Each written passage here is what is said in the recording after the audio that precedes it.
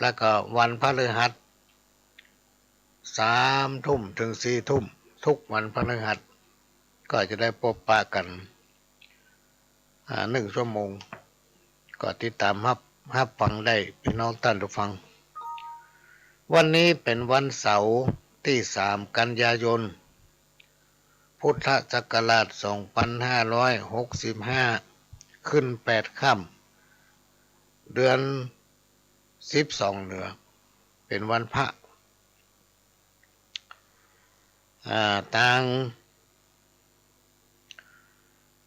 วัดลองอ้อก็มีกิจกรรมฟังเทศน์วิถีธรรมนำชุมชนก็กิจกรรมไหว้สาปามิธรรมในปีนี้ก็มีหลายท่านโทรมาถามโอ้ยังมาหันมางานวิถีธรรมงานไหว้สาปามิธรรมซึ่งกิจกรรมงานไหว้สาปามิธรรมวิถีธรรมนำชุมชนเนี่ยแรกพี่น้องท่านฟังป้าหลวงเนี่ยเป็นคนนำเอาพี่น้องศรัทธาของวัดลองอ้อโดยได้มีคณะกรรมการของศูนย์เรียนรู้ชุมชนศูนย์การศึกษาบ้านกองทุนแม่ขวดินบ้านตาลองขี้ควายนะก็ได้ไปฟังเทศน์ธรรมะสัญจรพนท้องว่ารถด่วนขบวนพิเศษได้ประทับใจคณะผู้บริหารงานธรรมะสัญจรของคณะกลุ่มหนุ่มสาวจังหวัดเชียงใหม่พี่น้องท่านผู้ฟังทุกปีคณะที่เปิ้นจัดกิจกรรมธรรมะสัญจร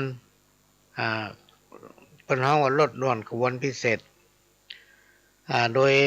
กลุ่มหนุ่มสาวเป็นแกนนำขับเคลื่อนกองทัพธรรมก็มีผู้คนเป็นจำนวนเป็นพันๆพี่น้องท่านผู้ฟังไปร่วมกันในโอกาสนั้นป้าหลวงก็นำเอาคณะสมาชิกของศูนย์การเรียนรู้เนี่ย2 ลำรถพร้อมกับพี่น้องศรัทธาที่วัดประมาณลำรถนึงก็เป็น3 ลำรถไปฟังเทศน์ร่วมกับกลุ่มหนุ่มสาวจังหวัดเชียงใหม่ประทับใจพี่น้องท่านผู้ฟังที่ไหนบอกว่าจะเคลื่อนที่ไปเมืองเป้าเมืองฝางจะเคลื่อนที่ไปดอยเต่าฮอดทั่วจังหวัดเชียงใหม่รวมมาถึงจังหวัดลำพูนเพื่อนก็จะรูปของหลวงพ่อพระมหากมลที่เอาหู้จักกันเนี่ยสมัยนั้นพ่อหลวงก็รู้มันจะเป็นพันน้อยอยู่นะ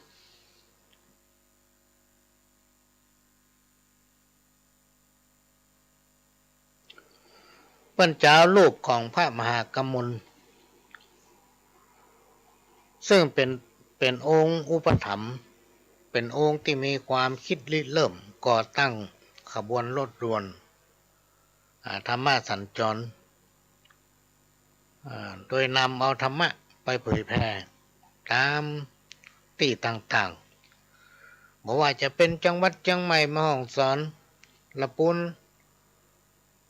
เมืองแป้เมืองน่านเนี่ยพี่น้องท่านผู้ฟังเปิ้นก็มากันหมดนะแต่ละจังหวัดแต่ละอำเภอแต่ละที่ไปเนี่ยเปิ้นมาร่วมตลอดทุกที่ที่เคลื่อนธรรมะสัญจรนี้ไปเปิ้นจะมีรูปของหลวงพ่อพระมหากมล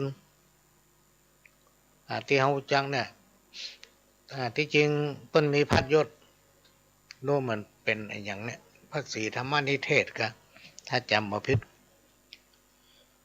เปิ้นก็จะมีการจุดธูปเทียนบูชาพระรัตนตรัยและก็จุดเทียนธูปสักการะรูปของหลวงพ่อพระมหากมลซึ่งเป็นผู้ก่อตั้งวิถีธรรมนำชุมชนเป็นผู้ที่ก่อตั้งขบวนรถด่วนธรรมะสัญจรของกลุ่มหนุ่มสาวจังหวัดเชียงใหม่หลวงพ่อกมลมหากมลได้เป็นองค์ที่อุปถัมภ์แล้วก็ก่อตั้ง มาจนถึงวันนี้พี่น้องท่านผู้ฟังบรรดาพี่น้องศรัทธาพุทธศาสนิกชนบอกว่าจะเป็นพุทธบริษัทรวมไปถึงคณะผู้บริหารของกลุ่มหนุ่มสาวจังหวัดเชียงใหม่เพื่อจะมีการตั้งรูปของพระมหากมลซึ่งเป็นองค์อุปถัมภ์และก่อตั้งครั้งแรกไว้บอกว่าจะเคลื่อนกองทัพธรรมนี้ไปที่ไหนเพื่อจะตั้งรูปพระมหากมลเพื่อจุดธูปสักการะน้อมถึงพระกรุณาเมตตาของหลวงพ่อมหากมลที่ได้เป็นผู้ริเริ่มก่อตั้งหลวงประทับใจที่ว่าเปิ้นบ่ลืมคนเปิ้นบ่ลืมบุญคุณพูดถึงความอุปการะในการก่อตั้งโครงการรถด่วนขบวนพิเศษธรรมสัญจรก็เลยติดตามไปแต่ไปได้ประมาณปีเดียวพี่น้องท่านผู้ฟังน่าจะบ่สุดพรรษาหรือว่าสุดจำไม่ได้มันมีปัญหาเรื่องค่ารถเฮามีเงินที่จะมาเป็นค่าโดยสารนำเอาพี่น้องพุทธศาสนิกชนไปร่วม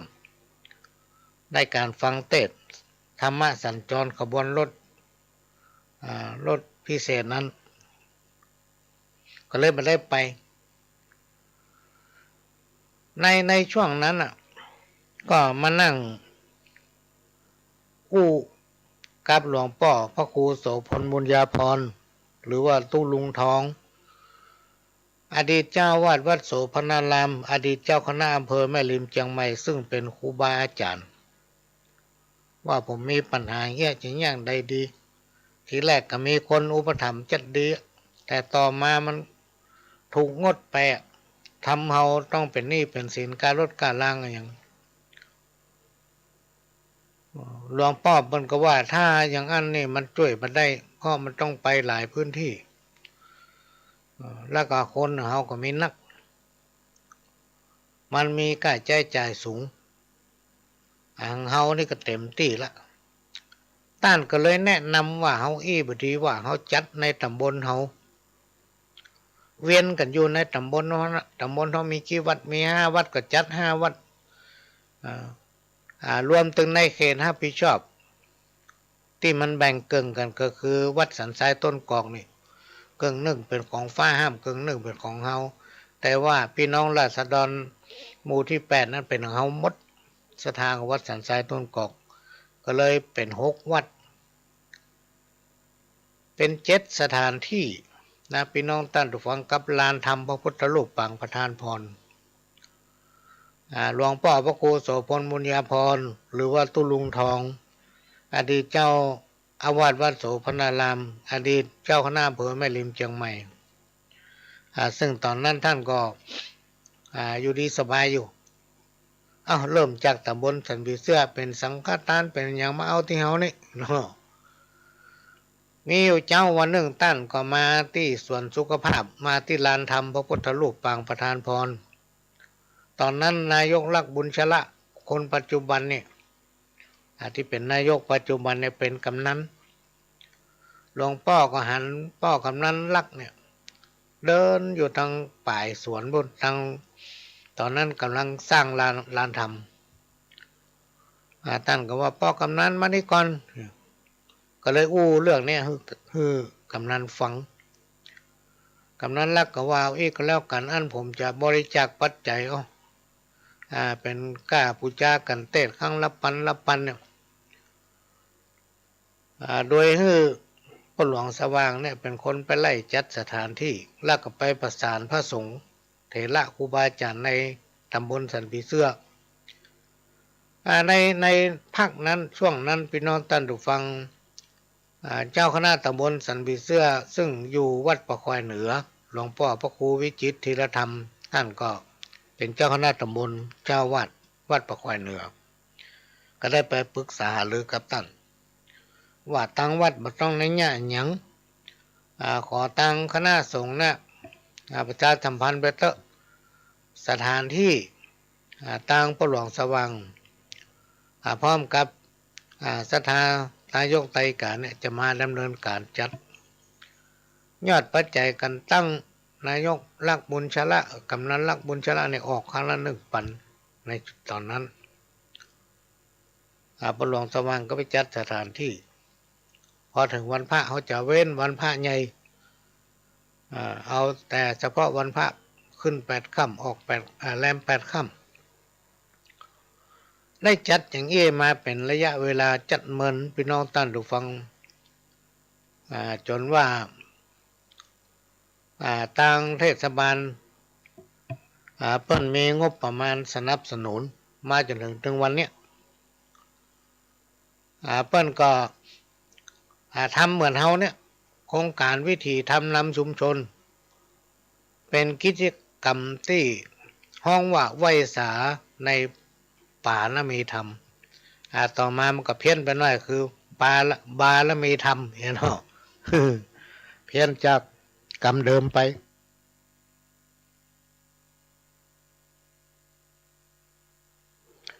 หลักๆก็คือโครงการวิถีทำนำชุมชนกิจกรรมไหว้สาป่ามีธรรมมาจนถึงวันนี้และในช่วงที่ประหลวงเกษียณอายุจากการเป็นผู้ใหญ่บ้านในช่วงนั้นพี่น้องท่านผู้ฟังตั้งแต่ปี2560เป็นในช่วงนั้นไวรัสโควิดระบาดหนักตลอดการพรรษาในปีของ60 62 63นี่ก็ได้มีกิจกรรมนี้มาปีนี้ทางเทศบาลตำบลสันปีเสื้อโดยการนำของนายกลักบุญชละพร้อมกับคณะผู้บริหารคณะพระสงฆ์องค์เจ้าเจ้าคณะตำบลเจ้าวาดทุกวัดในตำบลสันปีเสื้อก็ได้พากันขับเคลื่อนโครงการวิธีทำนำชุมชนห้องว่าเป็นกิจกรรมไหว้สาในปารมีธรรมวันนี้เคลื่อนมาที่วัดหลวงอ้อแต่ว่านี่พอหลวงไปที่วัดก็เอาเตียนเอาอย่างไปฝากพระจุดปูจานะก็คือว่าตั้งแต่เกษียณอายุมาจนถึงวันนี้พี่น้องท่านผู้ฟังอายุมันก็นักไปเขาจะไปเหมือนแต่ก่อนก็ไม่ได้ละก็คิดว่าในภาคกลางคืนเนี่ยพอหลวงไม่ได้ไปก็ได้เอาเตียนไปตะวาจัดสถานที่ดูความเรียบร้อยต่างๆปีนี้เป็นปีที่เท่าใดนี่จำไม่ได้แต่ว่าโครงการวิธีทำนำชุมชนได้เคลื่อนมาที่วัดหลวงอ้อในวันนี้แล้วเฮาก็ไม่ได้ทำการถ่ายทอดพี่น้องท่านผู้ฟังเนื่องจากว่าพอเกษียณมาปุ๊บนี่เฮามีหน้าที่การงานอันหยังพี่น้องท่านผู้ฟังเฮาก็มาเมื่อเฮามีหน้าที่การงานมามีความสำคัญมามีบทบาทในหมู่บ้านตำบลกิจกรรมที่มันมีเนี่ยเปิ้นก็บ่ส่งแบบฟอร์มเมื่อเฮาหันเฮาก็บ่ฮู้ตารางการสัญจรของวิธีทำนำชุมชนนั้นมันมีที่ไหนพ้องเริ่มเมื่อใดอันนี้บ่ฮู้เพราะเฮามาหันตารางก็เลยบ่ได้ทำการถ่ายทอดบ่ได้ไปร่วมที่ว่ามันได้ไปร่วมนี่แจ้งหยังเพราะว่างานของพ่อหลวงเนี่ยมันมีนักพี่น้องท่านผู้ฟังนักแล้วมีกำหนดการไว้ก่อนละบอกว่าจะเป็นในภาคประชาชนบอกว่าจะเป็นงานเกี่ยวกับเครือข่ายของทุนแม่ของแผ่นดินหรือว่างานของจังหวัดเชียงใหม่งานของภาค5พ่อหลวงก็จะบอกให้เปิ้นจะบอกกันไว้ก่อนละว่างานของพ่อหลวงเนี่ยมันมีทุกเดือนและเกือบจะมีทุกวันมันจะมีตารางนัดพี่น้องท่านผู้ฟังมันเป็นงานที่เบี้ยวบ่ได้งานที่ขาดบ่ได้ลาก็บ่ได้เอาไผไปแทนก็บ่ได้เป็นต้นว่างานไปห้องขวัญแต่งงานงานไปห้องขวัญบ้านใหม่ห้องขวัญคนไปห้องขวัญลูกแก้วเนี่ยไปขึ้นเสาเอกเสาโทไปทำพิธีบวงสรวงไปทำพิธีศาลพระภูมิมันต้องทำ3เลิกยังไม่เดียวเนี่ยมีการจองไปถึงเดือนพฤศจิกาพุ่นวันที่3 พฤศจิกายน ตารางเวลาตารางงานมันมี เมื่อเฮามีตารางงานเฮามีตารางเวลาว่าวันไหนเพิ่นจัดอันยังได้เนี่ยเฮาก็สามารถที่ไปร่วมได้เพราะว่างานประจำเฮามีอยู่แล้วประหลวงก็จะรับทำเครื่องซุ้มจตาขึ้นบ้านใหม่เครื่องบวงสรวงวางศิลาฤกษ์รวมไปถึงศาลพระพรหมศาลเจ้าตี้ศาลพระภูมิรวมไปถึงการวางศิลาฤกษ์งานอะไรอย่างต่างๆเสาเอกเสาโทงานห้องขวัญแต่งงานห้องขวัญลูกแก้วอย่างเงี้ยเขาจะทำไปอย่างนี้จะดาครัวให้เปิ้นพ่องจะไปด้วยตัวเก่าพ่องแต่ต้องจองมาพี่น้องท่านฟังต้องจองถ้าบ่จองนี่บ่ล่ำได้ไปเพราะอย่างเพราะว่าตารางเขามีอย่างช่วงเนี้ยมีไปถึงวันที่3 พฤศจิกาพุ่นเอาไว้นั้นในปีนี้โครงการวิถีธรรมนำชุมชนไหว้สาป่ามีธรรมในตำบลสันติเสื้อนั้นบ่ใช่ว่าพ่อหลวงบ่ไปดื้อบ่ไปบ่ใช่เฮาบ่ฮู้ว่าตารางเพิ่นมีอย่างใดเริ่มจากวันใดไปถึงที่ไหนพ่องอย่างใดนี่เฮาบ่ฮู้เมื่อเฮาบ่ฮู้เราก็ไปสามารถที่ไปได้แล้วก็มาสามารถที่มาถ่ายทอดได้พี่น้องท่านผู้ฟังพ่อบ่ฮู้ตารางมันโอ้ถึงงานของตัวเก่าที่ทำอยู่ถึงวันนี้หมู่บ้านกองทุนแม่ของแผ่นดินจังหวัดเชียงใหม่มาจนถึงวันเนี้ยพี่น้องท่านผู้ฟังมาจนถึงวันเนี้ยมีถึงหมด625หมู่บ้านนะ625หมู่บ้านกองทุนแม่ของแผ่นดินภาคเหนือตอนบนถึงหมดรวมแล้ว 2,843 หมู่บ้านเนี่ยในช่วงที่พ่อหลวงดำรงตำแหน่งอยู่เนี่ยทีแรกก็ว่าจะขอลาเมื่อ2 ปีแล้วก็โอ้กันว่าถ้าอายุสัก65ไทยได้ย่างก็ปรากฏว่าก็ไม่ได้ย่างพี่น้องท่านฟังก็อยู่ด้วยกันไปคิดว่าจะอยู่2 ปีตอนนี้มีวาระละวาระของคณะกรรมการหมู่บ้านกองทุนแม่ของแผ่นดินหลังจากพ่อหลวงไปกรุงเทพเมื่อวันที่26ไปวันที่27พ่อต้องไปกักตัวเนาะคนที่มันมีความมั่นใจในตนเองก็ไปวันที่26ต้องไปตรวจสุขภาพและกักตัวอยู่แต่พ่อหลวงก็มั่นใจในตัวเก่าว่าเฮาไปไหนส่วนมากจะอยู่ในบ้านเนี่ยเวลาไปทำพิธีก็ไปทำแล้วก็ปิกเนี่ยไม่ได้ไปคุกคีกับไผก็เลยเดินทางไปวันที่27ไปตรวจสุขภาพตรวจที่บ้านไปก่อนแล้วก็ไปตรวจที่กรุงเทพวันที่28ก็เป็นตัวแทนของจังหวัดเชียงใหม่โดยปีนี้ปีที่ผ่านมานั้นท่านผู้ว่าราชการจังหวัดทุกจังหวัดจะไปพัฒนาการทุกจังหวัดจะไปแต่ปีนี้พี่น้องท่านผู้ฟังต้องมีการเฝ้าระวังเรื่องสุขภาพจังหวัดเชียงใหม่ก็เลยไปกับพ่อหลวงกับผู้แทนของปวสภาค5จังหวัดต่างๆก็เหมือนกันไปเฉพาะประธานของจังหวัดภาคประชาชนด้านรวมทั่วประเทศก็จะมีผู้ที่ไปร่วมกิจกรรมเฉลิมพระเกียรติสมเด็จพระนางเจ้าสิริกิติ์พระบรมราชินีนาถพระบรมราชชนนีพันปีหลวงเนื่องในโอกาสมหามงคลเฉลิมพระชนมพรรษา90 พรรษาที่จริงเพิ่นมีวันที่12 สิงหาแต่เฮาไปจัดวันที่28โดยทูลเชิญเสด็จมาพระราชทานเงินขวัญถุงกองทุนแม่ของแผ่นดินให้กับหมู่บ้านต้นกล้าหมู่บ้านต้นกล้าคือหมู่บ้านเข้มแข็งที่ปลอดจากสิ่งเสพติด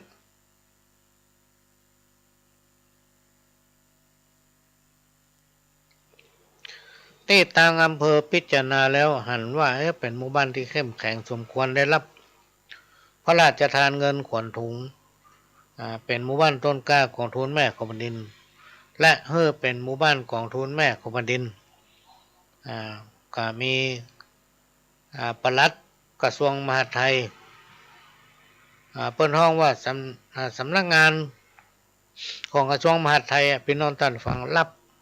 พระราชทานแตนผู้ว่าทั่วประเทศนะแล้วก็มอบต่อให้ผู้ว่าราชการจังหวัดทุกจังหวัดในประเทศของเราซึ่งสำนักงานปปสภาค 5นั้นได้แบ่งเขตรับผิดชอบในประเทศไทยนะมีอยู่9ภาคพี่น้องท่านฟัง9ภาคได้มีกำหนดจะมอบเงินขวัญถุงพระราชทานให้แก่หมู่บ้านต้นกล้ามันก็มาเต้ากันเนอะมาเต้ากันมีกำหนดมอบตามตารางของเปิ้นพี่น้องท่านผู้ฟังไหนๆก็พูดถึงเรื่องเนี้ย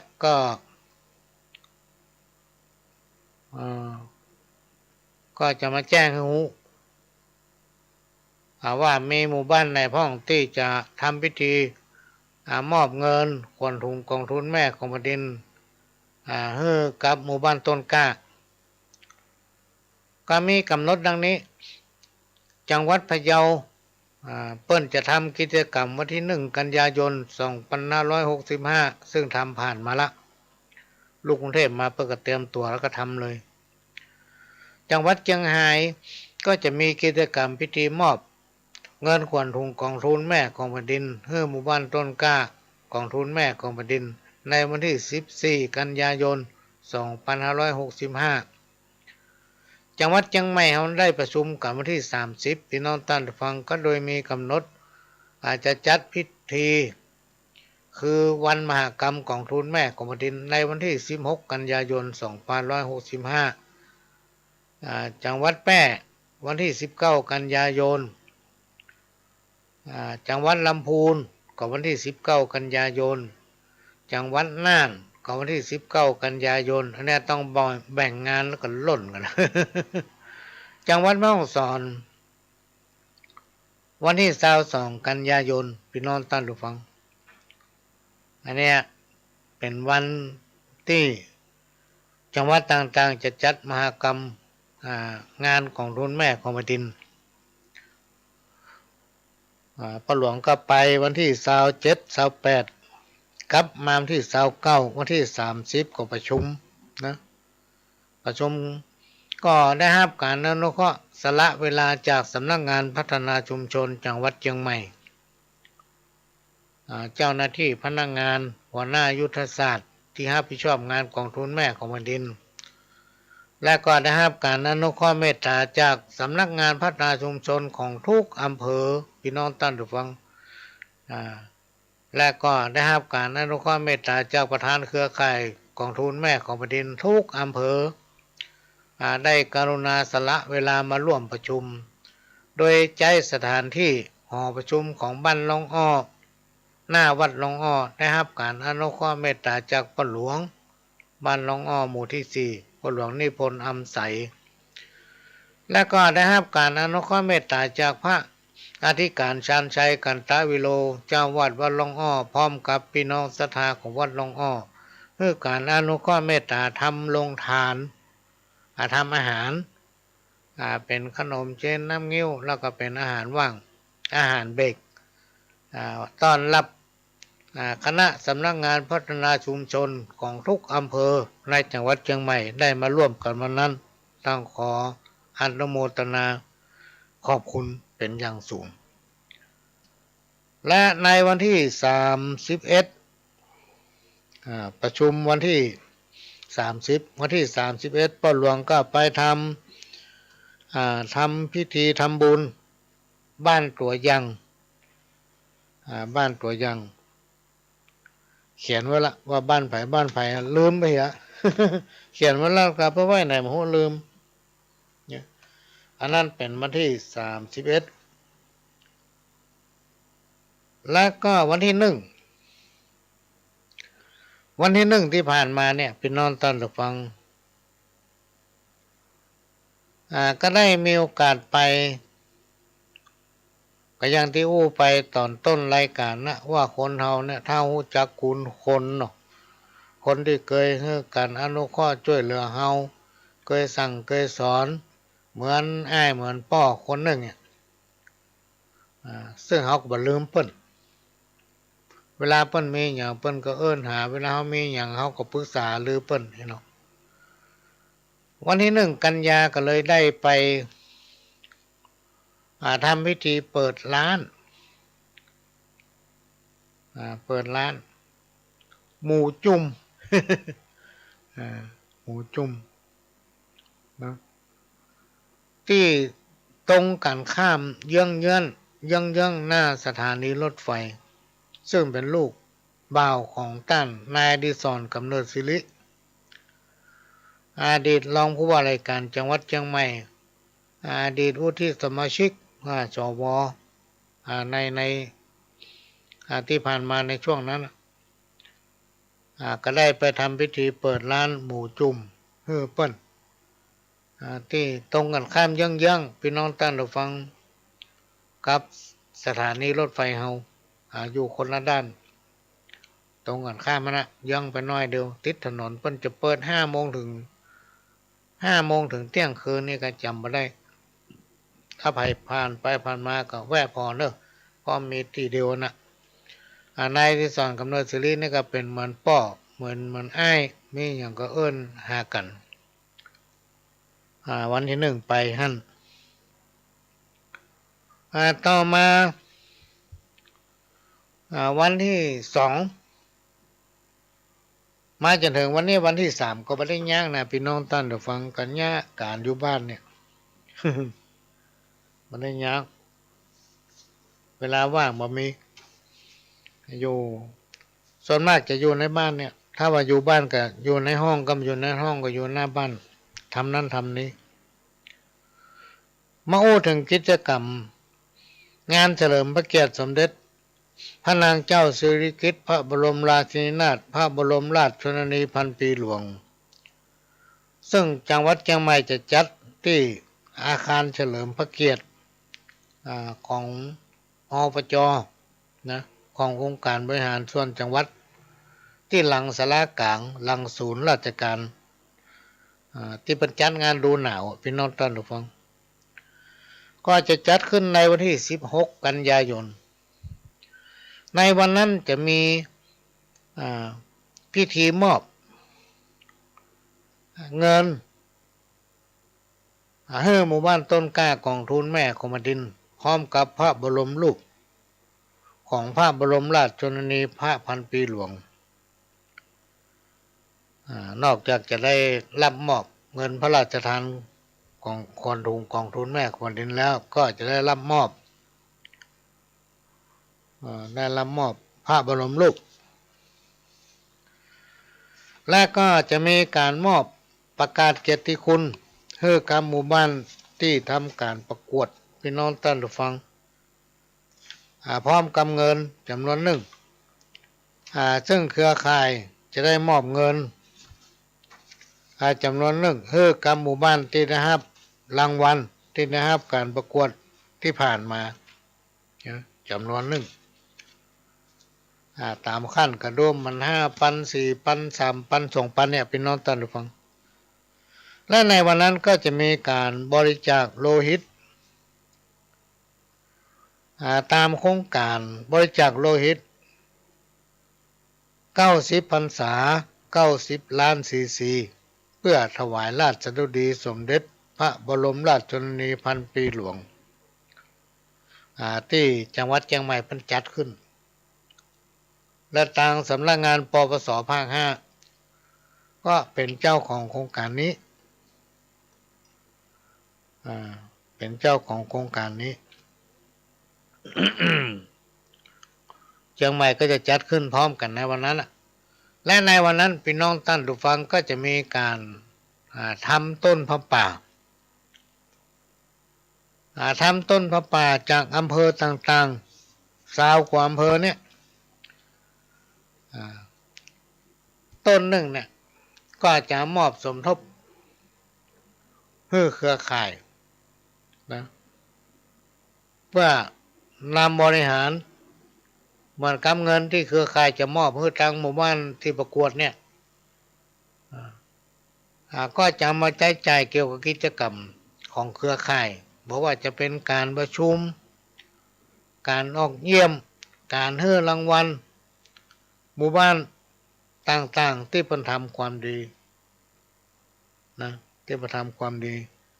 ก็จะนำเอาเงินส่วนนี้มอบเพื่อเปิ้นประกวดหมู่บ้านพ่องอันยังพ่องเนี่ยพี่น้องท่านผู้ฟังก็มีการต้อนรับป่าคือตั้งเป้าไว้พี่น้องท่านผู้ฟังว่าต้นหนึ่งเนี่ยก็จะต้องมีปัจจัยอย่างต่ำที่สุด999 บาทเองนะเพื่อสมทบเครือข่ายกองทุนแม่ของแผ่นดินแล้วเครือข่ายก็เอาไปสนับสนุนกิจกรรมของหมู่บ้านกองทุนแม่ของแผ่นดินทุกแห่งในจังหวัดเฮาอันนี้ระดับจังหวัดถ้าระดับภาคก็จะมีการขับเคลื่อนไปทุกจังหวัด8 จังหวัดภาคเหนือพร้อมกันนั้นก็มีการแจ้งเพื่อทำระเบียบข้อบังคับใหม่การดำรงตำแหน่งของคณะผู้บริหารอยู่ในคราวละครั้งละ2 ปีโดยเริ่มจากเดือนกันยาเนี่ยพี่น้องท่านฟังกันยาตุลาเนี่ยสิ้นปีงบประมาณเนี่ยเอาเป็นปีแรกและก็ทางจังหวัดก็จะได้ออกหนังสือลงนามโดยผู้ว่าราชการจังหวัดทั่วทุกหมู่บ้านกองทุนแม่ของแผ่นดินเป็นการประกาศการแต่งตั้งคณะกรรมการเป็นชุดไปเครือข่ายก็ยังเดียวกันพี่น้องท่านผู้ฟังเครือข่ายอย่างประธานของอย่างพ่อหลวงเนี่ยก็มาจากหมู่บ้านเป็นประธานกองทุนแม่ของแผ่นดินในหมู่บ้านและไปเป็นประธานเครือข่ายกองทุนแม่ของแผ่นดินระดับอำเภอแล้วก็ไปคัดเลือกกันนะครับการคัดเลือกก็เป็นเครือข่ายกองทุนแม่ของแผ่นดินระดับจังหวัดแล้วทางภาคก็มาคัดเลือกกันก็ได้รับสันธานุมัติได้รับมติเป็นเอกฉันท์หันพ้องต้องกันรับเลือกเพื่อเป็นประธานภาคนะมาจนถึงวันเนี่ย จะออกก็คอกันไว้จะออกก็คอกันไว้พี่น้องท่านผู้ฟัง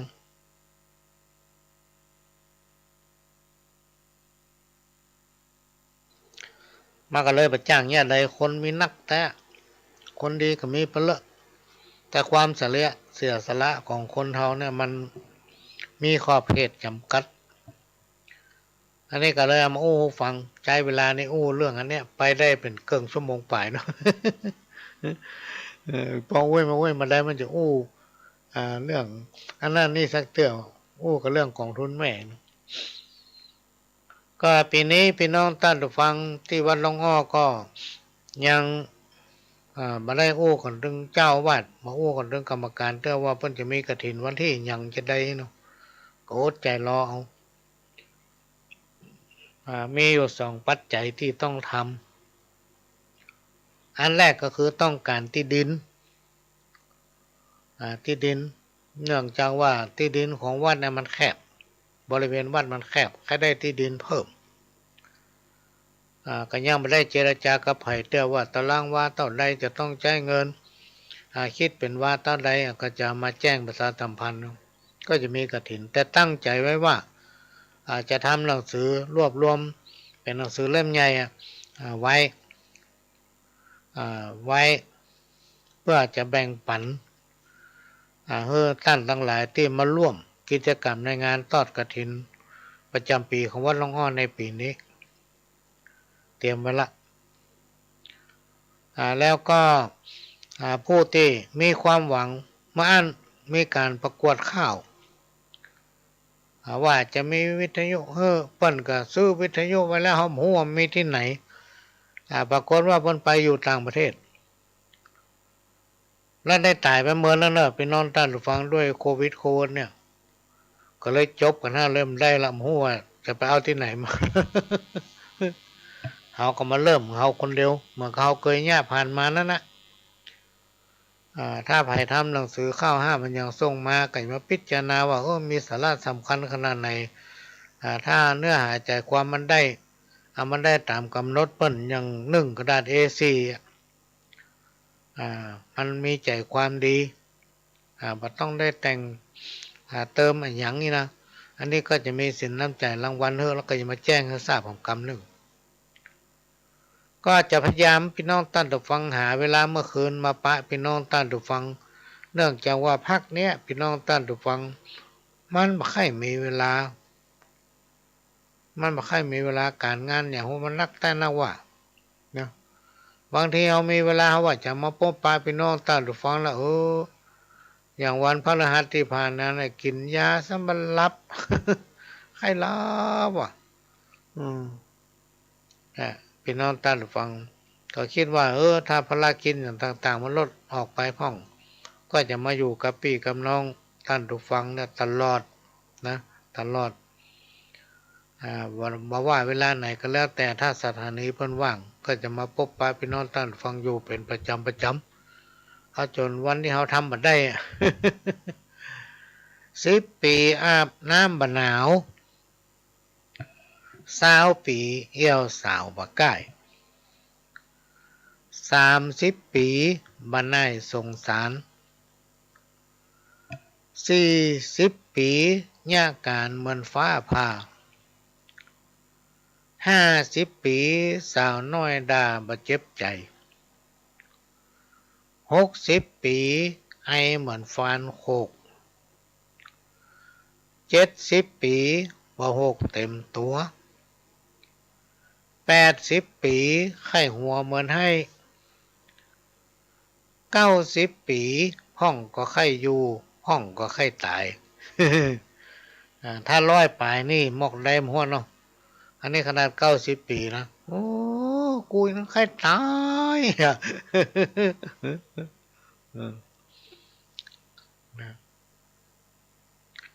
อันนี้ก็คืออากรรมที่ปู่ย่าตายายมันมีเมินละพี่น้องท่านฟังเป็นแต่งแต้มเขียนไว้เนี่ย20 ปีเนี่ยอาบน้ำมะนาวแตะมาถ้าว่า20 ปีอายุ30 ปลายเนี่ยอาบน้ำมะนาวหน้าหนาวอาบน้ำม่วนสมัยก่อนเนี่ยบางทีเที่ยงคืนก็ยังได้อาบน้ำหน้าหนาวนะม่วนเพราะกำลังเขาดีลงเนาะแต่50-60 ปีมาเนี่ยอาบอย่างมาได้แล้วเนอะ มันจะเป็นเกลียวลมจะจักนะหัวใจจะน็อก 30 ปีเนี่ยพี่น้องท่านผู้ฟังบรรณายสงสารไปที่ไหนก็ม่วนครูบาอาจารย์เป็นว่าถ้าใครไปไหนก็ไปเมื่อมีพละกำลังนะใครยะอย่างก็ยะเนาะถ้าเท่าไปอายุนักไปจะไปไหนเกิดบรรลุละพี่น้องท่านผู้ฟังเขามีรถก็เหมือนกัมมีพ่อไปได้มาครับไปไหนก็ไม่ค่อยได้ละหูตาก็ไม่ค่อยดีอันนี้เป็นเรื่องปกติธรรมดาถ้าช่วงที่เฮาไปได้เนี่ยพี่น้องท่านผู้ฟังก็ไปช่วงที่เฮากินได้อยากอะไรยังก็กินพี่น้องท่านผู้ฟังคนเฮาเนี่ยบางผู้บางท่านสุขภาพเพิ่นดีแข็งแรงเขี้ยวเต็มปากอายุ70บางคน50 ปลายมีเขี้ยวเลยจะกินอันนั้นก็ไม่ได้จะกินอันนี้ก็ไม่ได้ เพราะมันมีเขี้ยวนะเนี่ยเมื่อบ้าแข็งแห้งตั้งเขี้ยวไม่เต็มปากเมื่อเขากินอย่างได้ขยักอันยังก็กินเมื่อเขาไปไหนได้แค่ไปไหนก็ไปพี่น้องท่านผู้ฟังถ้าเขาไปมาได้เป็นโคค่า เนี่ยอะไรกับจังเนี่ยล่ะเนี่ยนี่ครูบาอาจารย์ประกอบไว้อย่างเงี้ยขยันอย่างขยันบุญเนี่ยพี่น้องท่านผู้ฟังมันมีขายถ้าไผ่เขาได้บุญก็เฮ้ไปทำมาคนเดียวมันมีขายนะแข่งจ้างแข่งม้านาวาตั้งหลายแข่งวัวแข่งควายสมใจเง่าใบบุญวาสนาแข่งตาบ่ได้พ่อกรรมนำไปจงจัก เรื่องบุญวาสนาเนี่ยมันแข่งกันมาได้ทุกคนที่เกิดมาเนี่ยมีบุญมากันทุกคนพี่น้องท่านผู้ฟังอ่ามันจะแตกต่างกันคือมันบ่เท่ากันไผมีบุญนักไผมีบุญน้อยทั้งอันเนี้ยครูบาอาจารย์บอกว่าบาปบุญคุณโทษนะมันมีอยู่กับตัวของเฮานี่แหละมันเป็นเงาที่ตามตัวเฮาลองสังเกตพอเตอะไผทำอย่างใดได้อย่างอั้นทำดีได้ดีทำบ่ดีได้บ่ดีนอกจากว่าในสิ่งที่เฮาทำหาความบ่ดีนั่นไว้มันเป็นบาปเป็นกรรมแต่มันบ่ตันถึงเฮาเตื้อถ้ามันตันก็ระวังไว้เตอะเฮายังเถียงเปิ้นอยู่นะว่ามันจะมีแต่ว่าหาบาปบุญคุณโทษเนี่ยไอ้เนาะหมอหน้ามันทำมาสะปะมันเป็นอย่างสักอย่างว่าอาจารย์ว่าลองพอไปเตอะเฮามาตองพอเนี่ยเป็นน้องตัดฟังมีแต่นะมันมีแต่คนเฮาถ้าลืมคนถ้าประมาทคนลบหลู่คนเนี่ยหรือว่าคนที่ชอบแจ้งนินทาเปิ้นเนี่ยชอบว่าเปิ้นนะคนแบบประเภทเนี้ยเป็นน้องตันฟังวันใดวันหนึ่งมันจะถึงตัวมันสิ่งที่มันว่าเปิ้นจะเข้าตัวมันหมดหิหาเปิ้นห้องว่าหิบ่มาก้าก็บ่ขึ้นได้เป็นวาได้เป็นศอกลงไปเป็นวาพุ่นลองตองพอเตอเป็นน้องตันฟังมันมีแต่นะสิ่งทั้งหลายเราเนี่ยว่าเปิ้นมันเข้าหาตัวเก่าหมดนะว่าเปิ้นเข้าหาตัวเก่าหมดแจ้งเปิ้นสิบหายก็เข้าหาตัวเก่าหมดว่าเปิ้นบ่ดีความบ่ดีเข้าหามันหมดพี่น้องท่านผู้ฟังลองสังเกตพอเถอะเพราะฉะนั้นเราจะไปว่าอันอย่างไผว่าต้องไปว่าอันอย่างไผพี่น้องท่านผู้ฟังอยู่ปอไผปอมันนะกรรมตังในจะไปเอาออกไปทางนอกก็คือคำในบ้านในจองเนี่ยเรื่องของตัวเก่าเรื่องของพี่ของน้องของอากูลมุ่งเงาบ่ได้เอาไปเล่าให้ฟังนะเรื่องของเปิ้นทั้งนอกก็บ่ได้เอามาเล่าในบ้านอยู่ปอไผ่ปอมันเรื่องไผ่เรื่องมันพอเอานิ้วมือเขานี่พี่น้องท่านผู้ฟังนิ้วมือ5 นิ้วเนี่ยมาทำหน้าที่กันคนอย่างเนี่ย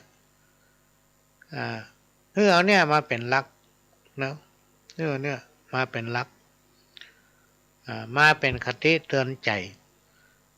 อยู่ปอไผ่ปอมันอันไหนที่เขาช่วยเปิ้นได้เขาก็ช่วยเขามีสตางค์เขาก็ช่วยด้วยแรงใจช่วยด้วยข้อคิดช่วยพิจารณาพี่น้องท่านผู้ฟังเหมือนกับคนตะก้อนพี่น้องท่านผู้ฟังเปิ้นอู้เนาะเปิ้นอู้กันว่าคนนี้มันเป็นคนดีเฮาจะเนี่ยจะได้คนดีมันแพร่หลายเฮาต้องไปช่วยเหลือมันตุ้มมันเพราะมันเป็นคนดีนะมีแม่คนหนึ่งโทรมาหาตั้งสังกะแปงเนี่ยทางบ้านในว่าทางไหนดอยมันคนหนึ่งเป็นนานนะป้นหลวงนี่หรอกมันช่วยเหลืองานวัดงานวางานบ้านงานจองงานอะไรอย่างมันต้องเคยขาดมันรู้จักติดต่ำที่สูงเข้าวัดเข้าวาวการงานมาถึงบัลละทำคนหนึ่งก็ซ้ำจบสูงเนี่ยคือจบสูงเปิ้นห้องว่าอย่างก็ปริญญาปัญญาอีหรอกมีความรู้ขนาด2 คนเขาจะเลือกเขาไผ่หาพ่อหลวงมาเป็นผู้นำเขาอีหรอกโอ้ตั้งบ้านนอกนี่เปิ้นถือเนอะพี่น้องท่านผู้ฟังผู้นำเนี่ยจะต้องเข้าวัดจะต้องไปทุกงานที่เป็นว่าคำว่าบวรเนี่ยวัดบ้านโรงเรียนน่ะพี่น้องท่านฟังคนที่เป็นผู้นำได้จะต้องมีความเสียสละและต้องมีความพร้อมต้องเป็นผู้ที่มีจิตใจงามหู้จักที่ต่ำที่สูงหู้จักบุญคุณคนที่เคยช่วยเหลือตัวเก่าเรียกว่าเป็นผู้นำตนเองได้เป็นผู้นำคนในครอบครัวของตัวเก่าได้นะมีจิตใจเอื้อเฟื้อเผื่อแผ่มีเมตตาลองสังเกตพอเตอร์พี่น้องท่านผู้ฟังไผ่ที่มีเมตตามีความเอื้อเฟื้อเผื่อแผ่เนี่ย หน้าตามันจะงามอย่างภายในอู้ได้จ่าตัวละม่วนอกม่วนใจนะอันเนี้ยคนเฮาว่าเป็นผู้นำมีตึงคุณธรรมจริยธรรมสิ่งที่บดีนี่บอกอู้พนินทาว่าไล่โดยเฉพาะการเป็นผู้นำเนี่ยพี่น้องท่านผู้ฟังเหมือนก็เป็นพ่อบ้านเหมือนกับเป็นพ่อของคนในครอบครัวใหญ่ในบ้านนั้นจะต้องมีตัวจะต้องทำตัวเป็นกลางนะเป็นกลางแต้ๆบ่เอียงซ้ายบ่เอียงขวาและต้องมีความพร้อมหลายๆด้านจะอยู่จะกินจะปฏิบัติตนอย่างใดต้องมีการพิจารณาเพื่อทำตัวเก่าให้เป็นแบบ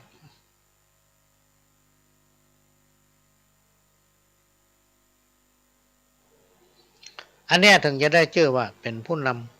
ำที่มีคุณธรรมสามารถเป็นแบบคนอื่นได้ถ้าเรามีความพร้อมพี่น้องท่านผู้ฟังไปกินนั่นกินนี่ ขอคนนั้นน้อยคนนี้น้อยยืมเป็นพ่องอันนี้ใจบ่ได้เป็นคนที่ใจบ่ได้ยืมเพิ่นแล้วบ่คืนสักเตื้อ เบอเพิ่นสักเตื้อปานพอเล่าควรเพิ่นทำเนี่ยใครมั่งใครมีหรือใครเป็นเศรษฐีคือมันกึดมันสร้างมันในการทำมาหากินอันยังที่มันสามารถเอาไปขายไปก้าได้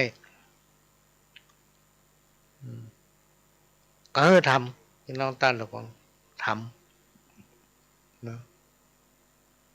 คือหาสิ่งที่มันจะได้มานะมีความขยันหมั่นเพียรมันถึงจะมีกินมีใจยิ่งในยุคปัจจุบันเนี่ยพี่น้องท่านผู้ฟังถ้าใครมีความขยันหมั่นเพียรมันไปมีอย่างที่มันมีอย่างพ่อเขากินถึงวันเขากินถึงวันไปไหนต้องใจปัจจัยหมดจะไปขอกันอย่างสมัยก่อนนั่นได้ล่ะสมัยก่อนเขาขอกันได้หรอกพี่น้องท่านผู้ฟังเป็นต้นว่าเข้าวิทย์แรงกรรมเขาก็ถ้วยจานสังกะสีจานเนี่ยไปโอ้เข้าบ้านนั้นวิทย์ทางบ้านเพ่มีก็หายเป็นมากเท่ากันเป็นเกิ้งไห้วะลูกแบ่งกันกินไปลูกมีพักไม่ใส่เครือมีของอันใดที่มากินได้กับเอาแบ่งปันกันไปน่ะสมัยก่อนมาในยุคปัจจุบันเนี่ยพี่น้องท่านผู้ฟังอย่างกระแปงอันใดกับพูดกับแปงจะมาแบ่งปันกันกินกำได้เพราะว่าตัวเองเกือบจำพอกินเลยเพราะนั้นเราต้องมีความมั่นขยันจะไปเป็นคนที่เกียจค้านคนที่มั่นขยันและเพิ่นได้มาเนี่ยเวลาเพิ่นจะใจจะกินใจมันจะเสียดายโลกพี่น้องท่านผู้ฟังอันที่ได้เอาเปิ้นมาบดายเนี่ยมันหมูจักกะกินไปเลยใจไปเลยบางคนไปกินหั่นกินน้อยกินหั่นน้อยนี่น้อยพี่น้องท่านฟังทำเมื่อความเคารพเลื่อมใสความเชื่อถือในตัวเก่านี่มีเพราะมันชอบไปกินหั่นน้อยนี่น้อย10 เหลี่ยม20 เหลี่ยมบัดเต้าเหลี่ยมใบแขม10 แหลม20 แหลมบัดเต้าแหลมใบเข้า10 เหล้า20 เหล้าบัดเต้าเหล้าเรียนเกียง10 เสียง20 เสียงบัดเต้าเสียงแมงว้าง10 จ้าง20 จ้างบัดเต้าจ้างเอราวัณเนี่ยเป็นน้องท่านฟังเป็นกรรมที่เปิ้นว่าไว้แล้วมันสอดคล้องกันก็มาเล่ามาโอ้สู่กันฟังขณะนี้พี่น้องท่านผู้ฟังก็กำลังรับฟังรายการสาระสปะร้อยอันปันเรื่องนะจากทางสถานีวิทยุกระจายเสียงพระพุทธศาสนาแห่งชาติและสังคมขึ้นเพื่อการศึกษาพระพุทธศาสนาและวัฒนธรรม FM 104.50 เมกะเฮิรตซ์จากวัดฝ่ายหิน วัดไฟเห็นตั้งอยู่หลังมหาวิทยาลัยเชียงใหม่ตำบลสุเทพอำเภอเมืองจังหวัดเชียงใหม่ก็เป็นสถานีวิทยุของพี่น้องคนฟังทุกท่านเป็นเจ้าของเนอะพี่น้องท่านทุกฟังที่เราจะต้องช่วยกันทนุบำรุงนะช่วงนี้โควิดก่อนนัก เออฟ้าฝนก็ซ้ำจะมาเมาะพายุจะเข้าหำละพี่น้องอากาศก็จะเริ่มเปลี่ยนละประเด็นเดือนเข้าเดือนกันยาเนาะตุลาเนี่ยก็จะเริ่มหนาวละบึดฝนตกบึดก็แดดออกบึดก็ลมอ่ะพี่น้องท่านทุกฟังโควิดก็นักไข้เลือดออกก็เริ่มจะมามีเพราะฝนตกแล้วยุงลายมันนักก็ต้องช่วยกันทนุบำรุงสถานีเนอะพี่น้องท่านทุกฟังทนุบำรุงสถานีตามกำลังของฝ่ายของมันก็ไปที่ธนาคารท่านบอกเพื่อนว่าอันขอโอนตังค์ให้แม่กำเตอแม่จะบำรุงสถานีนะสถานีไหนแม่ก็ของไอ้แม่แน่ก้าไอ้น้องเพราะเราคนฟังเป็นเจ้าของสถานีโลกพี่น้องท่านทุกฟังโอนตอนใดก็ได้แล้วแต่กำลังของท่านก็ได้จะบอกหมายเลขบัญชีนั่นเนอะเตรียมจดใส่ปฏิทินนั่นแม่มันถึงมาหายเขียนใส่ปฏิทินนั่นตัวใหญ่ๆไปธนาคารไปบอกเปิ้นว่าโอนสตางค์เข้าหมายเลขนี้พอเปิ้นกดหมายเลขเข้าไปมันถึงจะบอกละชื่อสถานีอย่างที่ไหนมันถึงบอกนะฮะเซ็ตคะแนนบอกตัวเลขจดตัวเลขไว้แล้วไปบอกเปิ้นโอน50 บาท30 บาท100 บาทแล้วแต่เพราะทางสถานีจะได้นำทนุบำรุงสถานีเราก็จะได้ฟังกันไปมันเสียงดังฟังชัดเพราะว่าเมื่อคืนเมื่อวันเนี่ยอันนี้ต้องช่วยกันเพราะว่าเป็นสถานีของเราทุกคนเป็นเจ้าของจะบอกเลขนั่นเนอะจะบอกเลขละหมายเลขบัญชีนะหมายเลขบัญชีจดเนอะ4712274 9274712274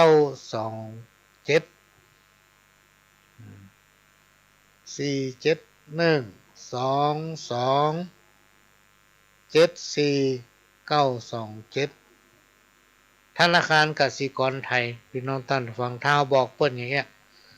ก็เดิมดึงออกในจอของเปิ้นท่านละไปที่ธนาคารอะไรยังก็ได้พี่น้องท่านฟังช่วยกันทนุบำรุงเนอะลาไผ่มาในเมืองถ้าไปวัดไฟได้ก็ไปถ้าไปมาได้ก็เป็นอย่างไปที่ธนาคารเป็นสถานีของเขาพ่อหลวงก็จะพยายามมาพบปะพี่น้องท่านฟังในภาคกลางคืนจะพยายามอยู่พี่น้องท่านฟังพยายามหาเวลาเพราะเวลาเดี๋ยวนี้มันไม่ค่อยมี เวลาของสถานีมาว่างพี่น้องท่านฟังมาว่างถ้ามันว่างก็จะมาพบปะพี่น้องท่านฟังในภาคกลางคืนแต่วันพฤหัสที่ผ่านมาเนี่ยได้มาสักกรรมพ่ออย่างโอ้มันเหนื่อยมันเพลียพี่น้องท่านฟังมันเหนื่อยมันเพลียค่ำมาละขลับมันเหนื่อยมันเพลียแถมมาพอซ้ำขี้ลืมผมนะเพื่อมาคึดจะได้โอ้วันนี้ได้เข้ารายการแล้วนั่นก็ได้ปะพี่น้องท่านฟังสักกรรมยาเพลินถือว่าเงินนั้นเป็นใหญ่จิตใจเหนือสิ่งใดล้ำค่าความสุขความทุกข์อยู่ที่จิตใจคนเฮาทุกคนนะว่ายวนเพราะผลของกรรมคนเฮาทุกคนพี่น้องท่านฟังจะมีกรรมเป็นของตัวเก่านะกรรมแต่ในอดีตชาติกรรมในชาตินี้พร้อมนี้ที่เขาได้ทำด้วยความตั้งใจก็ดีบัดตั้งใจก็ดีจะวนเวียนกันอยู่นั้นมันเหมือนเงาติดตามตัวเขาคนเราทุกคนเนี่ยพี่น้องท่านฟังมีความดีงามบัดใจถึงหมด ทุกคนจะต้องมีข้อบกพร่องเป็นธรรมดาเฮาทุกคนจะต้องยอมรับเพราะสิ่งที่กล่าวมานี้เป็นคุณสมบัติของคนพี่น้องท่านผู้ฟัง ถ้าคนเราทุกคนมองกันในแง่ดีๆทุกสิ่งก็ย่อมจักสำเร็จมองกันในสิ่งดีๆมีอย่างก็ช่วยเหลือกันเนี่ยพี่น้องท่านผู้ฟังนะมาฮักเมืองมาย่ำแคมบ่เบียดคนนั้นแล้วก็ไปดีกับคนนี้เพื่อซื่อสัตย์ต่อกันนะพี่น้องท่านผู้ฟังความเจริญมันอยู่หิมเท่านี้แล้วอันนี้ก็เป็นสิ่งที่นำมาฝากพี่น้องท่านผู้ฟังกรรมเกิดจากการกระทำมีถึงกรรมดีและกรรมบดีนะอันเนี้ยเป็นสิ่งที่ต้องนำมาอู้บ่อยๆพี่น้องท่านผู้ฟังนำมาอู้เจือเพื่อมือลืมเพื่อมือลืม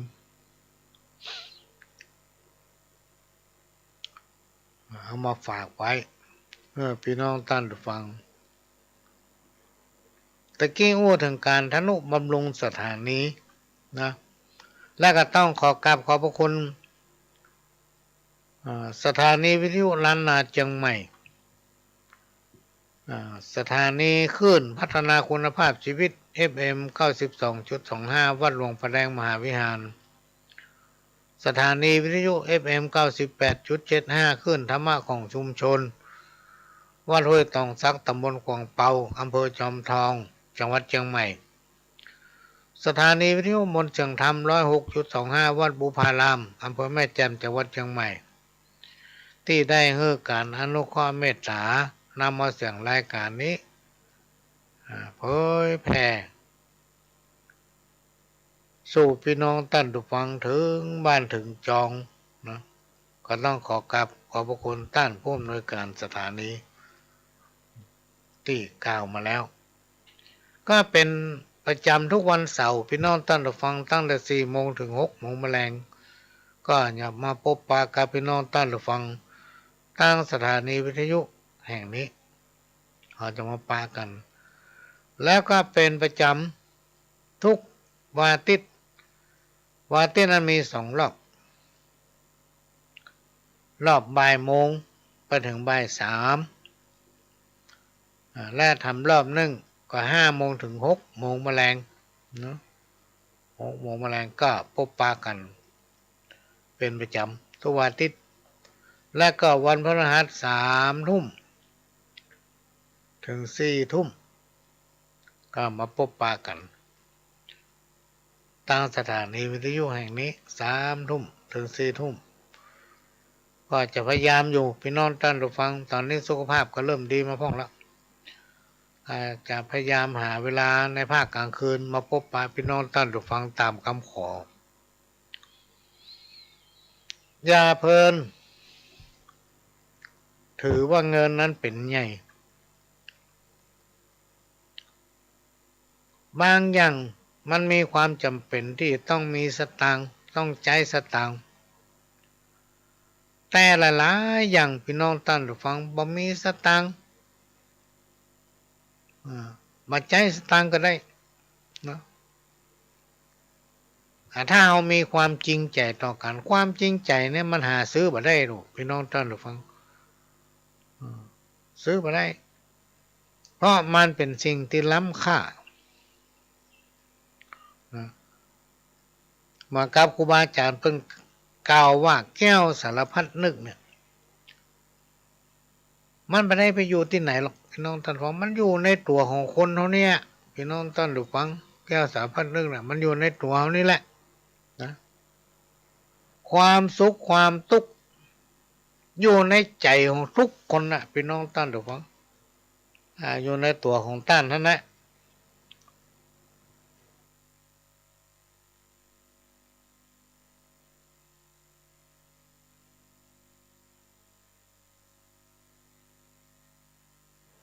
เนี่ยก็นำมาอู้มาฝากคนเฮาทุกคนพี่น้องท่านผู้ฟังเขาจะต้องรู้จักปรับปรุงตัวเก่าต้องรู้จักบังคับตนเองถ้าไผปล่อยตนปล่อยตัวไปตามบุญตามกรรมคนผู้นั้นย่อมจักหาความเจริญมาได้บางอย่างเขาอาจจะทำคนเดียวได้แต่บางอย่างเขาไม่สามารถที่ทำคนเดียวได้พี่น้องท่านผู้ฟังอันนี้เป็นคำอู้ของครูบาอาจารย์ที่จำไว้แล้วเอามาอู้ให้ฟังถ้าใครผู้ใดมีชีวิตที่ขาดคุณธรรมย่อมขาดสุขอยู่เคียงคู่กับความทุกข์บาสุขสันต์เหมือนดังโลกนี้ขาดเดือนกับตะวัน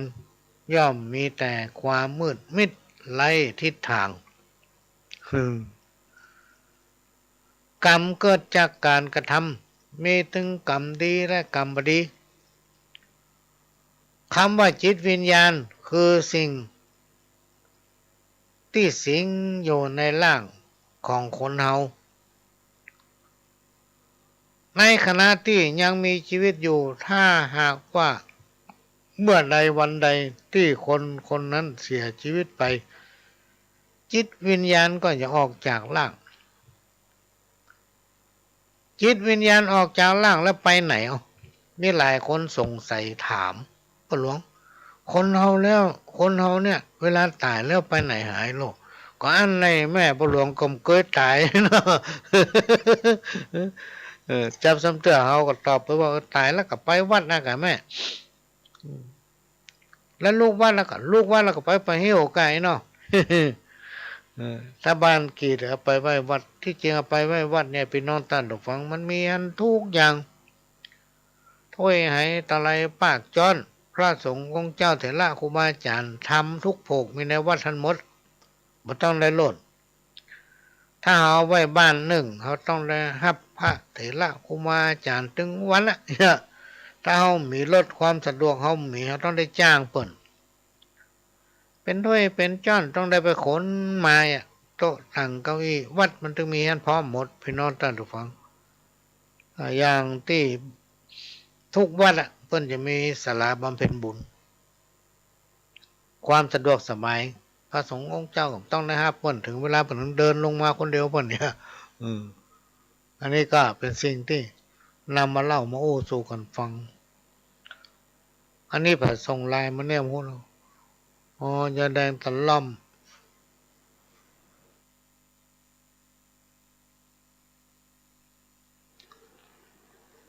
แม่แดงนี่เป็นแฟนรายการฟังรายการติดตามรายการมาตลอดวันนี้มาไปวัดแล้วเนี่ยก็ว่าไปแล้วเป็นเลิกวัดแล้ว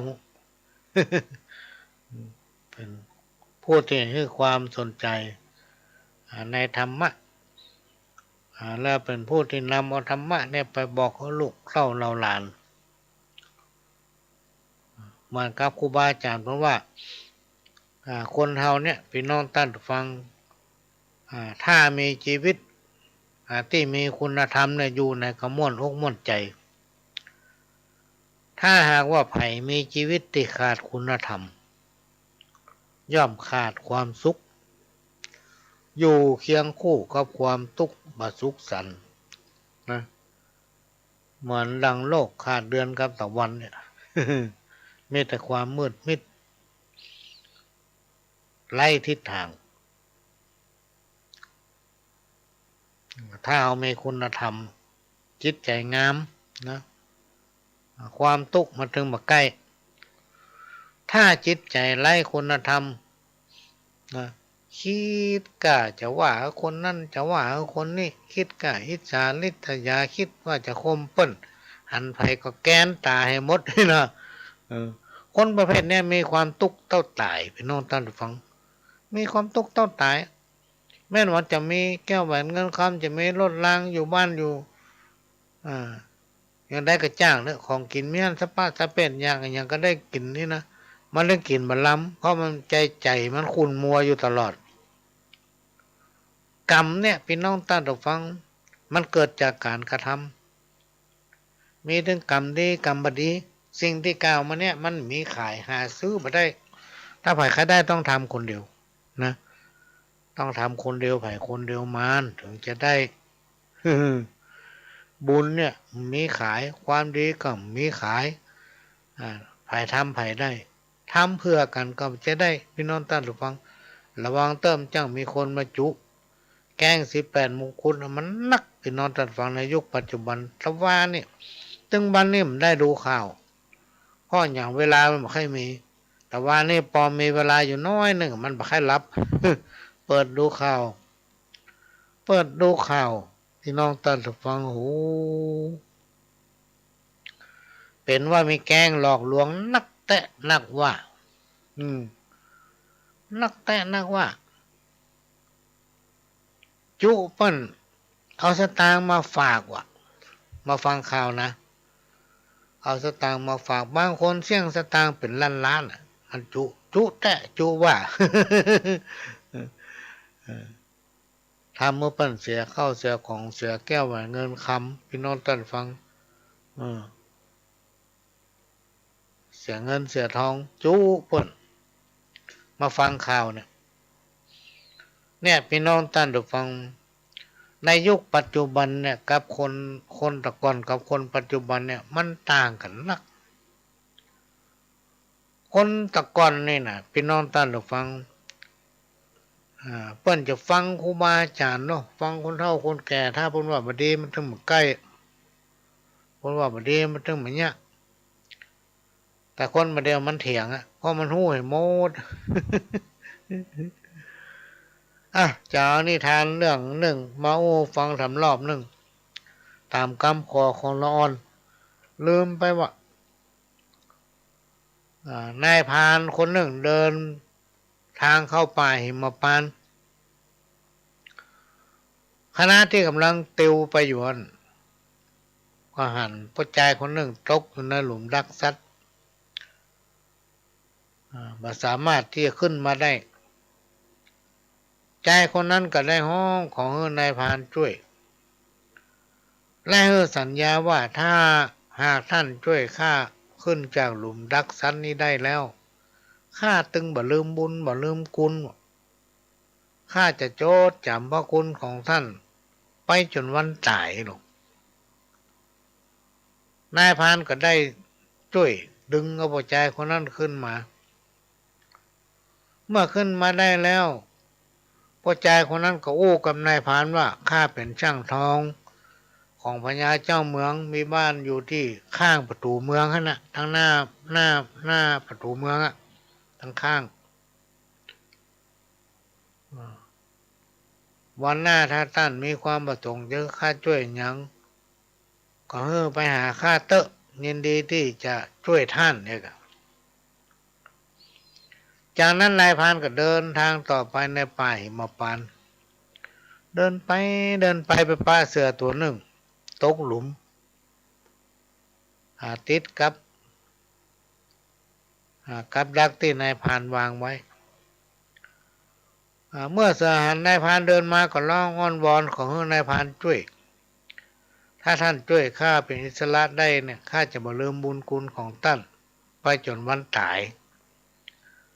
นายพรานก็ได้ช่วยเหลือเสือตัวนั้นให้พ้นจากกับดักเมื่อพ้นแล้วพี่น้องท่านฟังเสือก็ขึ้นว่า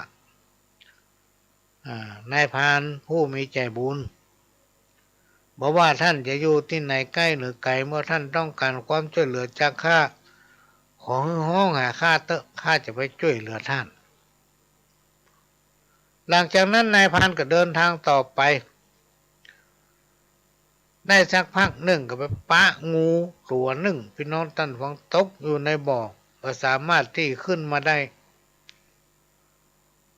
งูก็ได้ห้องของนายพรานช่วยนายพรานได้ดึงเอางูตัวนั้นขึ้นจากบ่อ งูก็บอกกับนายพรานว่าเวลาใดถ้าท่านต้องการให้ข้าช่วยเหลือก็ให้ห้องหาข้าเตอะข้าจะช่วยเหลือท่านต่อมาเวลาผ่านไป1 เดือนนายพรานก็นึกอยากจะทดลองพอน้ำใจของคนและสัตว์ที่ตนเองได้เคยช่วยเหลือถึงคนและสัตว์ก็ได้เฮ้อกำมั่นสัญญาก็มานึกถึงเสือพี่น้องท่านฟังนึกถึงเสือ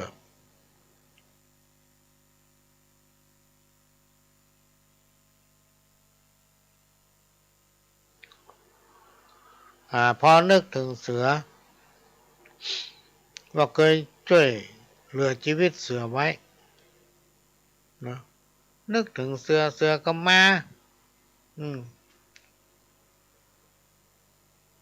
ก่อนที่เสือนั้นจะมาตกหลุมพี่น้องท่านฟังเสือตัวเนี้ยได้ไป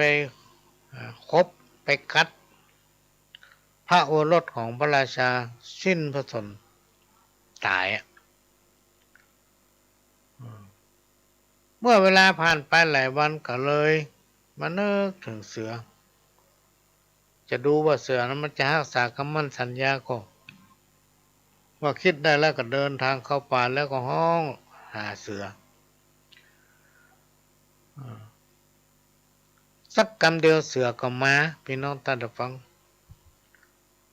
พร้อมกับคำมั่นสัญญานะที่ได้ให้สัญญาไว้กับนายพรานเสือได้เอาสร้อยกับแหวนนะให้นายพรานแต่นายพรานก็บอกว่าสร้อยนั้นเป็นสร้อยคอทองคำแต่กาบัดแต่กาหาขายจะได้เงินได้ทองต้นใดหมูก็มานึกถึงช่างทองที่บอกว่าอยู่บ้านหน้าประตูเมืองเขาก็ไปที่บ้านช่างทองก็เอาสร้อยกำไรและแหวนนั้นน่ะช่างทองพอพี่น้องท่านผู้ฟัง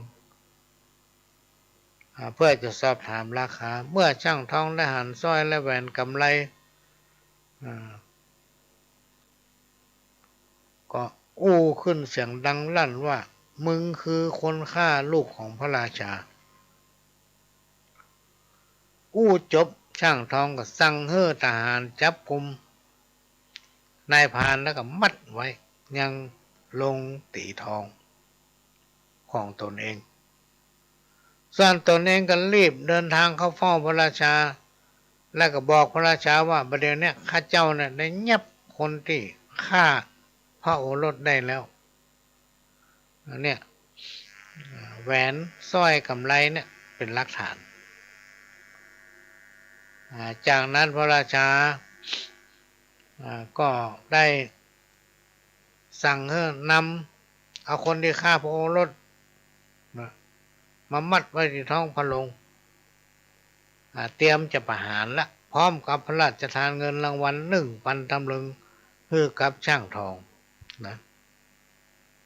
ช่างตีทองได้เงิน1,000 ตำลึงเสร็จเรียบร้อยกับปาทหารนำเอานักโทษไปมัดไว้ที่หน้าท้องพระโรงเพื่อให้พระราชาตัดสินว่าจะประหารในวันรุ่งเช้านายพรานได้ขอร้องขอชะลอการลงอาญาไว้7 วันพระราชาจงผ่อนผันพี่น้องท่านผู้ฟังตามที่นายพรานขอเสนอต่อมาในตอนกลางคืนตอนดึกๆนายพรานก็เกิดถึงงูที่ตนเองได้ช่วยเหลือพอคิดถึงสักกำงูก็เลยมาพี่น้องท่านผู้ฟังในยุคนั้นแล้วก็นำเอายาตาบอดมาให้ในขณะที่พระมเหสีของพระราชากำลังบรรทมกำลังรับอยู่นั้นงูก็เลยเข้าไปกัดที่พระเนตรของพระมเหสี ถ้าเมื่อพระเนตรของพระมเหสีบอดพี่น้องท่านผู้ฟังพระราชามีรับสั่งให้โหรและอำมาตย์เป่าประกาศหาหมอมารักษาหมอคนใดก็บ่สามารถมารักษาได้นะหาหมอมารักษาจนทั่วจนหมดเมืองแหละต่อมาพระราชาก็นึกขึ้นได้ว่านายพรานคนนี้มันอยู่ในป่ามันน่าจะรู้จักสมุนไพรที่มารักษายังตาของพระมเหสีได้เนี่ยก็รับสั่งให้เข้าเฝ้าเมื่อนายพรานได้เข้าเฝ้าและถูกนำตัวไปยังที่ประทับของพระมเหสีนายพรานก็เอายาที่งูนำมาให้นั้นปิดดวงเนตรของพระมเหสีก็ปรากฏว่าพระเนตรของพระมเหสีมองหันเหมือนเก่า พระราชามีราชประสงค์ที่พระราชทานรางวัลให้แก่นายพรานพี่น้องท่านทุกคนพระองค์จะประทานรางวัลให้ละคำนี้นายพรานได้จังหวะและก็บอกขอรับรางวัลอย่างสักอย่างนะบอกขอรับรางวัลอย่างสักอย่างช่วยพระมเหสีด้วยความเต็มใจได้โอกาสก็กราบทูลเรื่องที่เกิดขึ้นว่าสายสร้อยที่ข้าได้มานั้นขอพระองค์ได้ทราบว่าข้าได้มาจากเสือตัวหนึ่งนะเล่าพระราชาฟังนะได้ช่วยเหลือเสือต่อมาก็ได้ช่วยเหลืองูพี่น้องได้ช่วยเหลือคนเพราะว่าจะเป็นสัตว์เพราะว่าจะเป็นเสือและงูมันมีคุณมันให้คุณแก่ตัวเราช่างตีทองเป็นคนเนรคุณ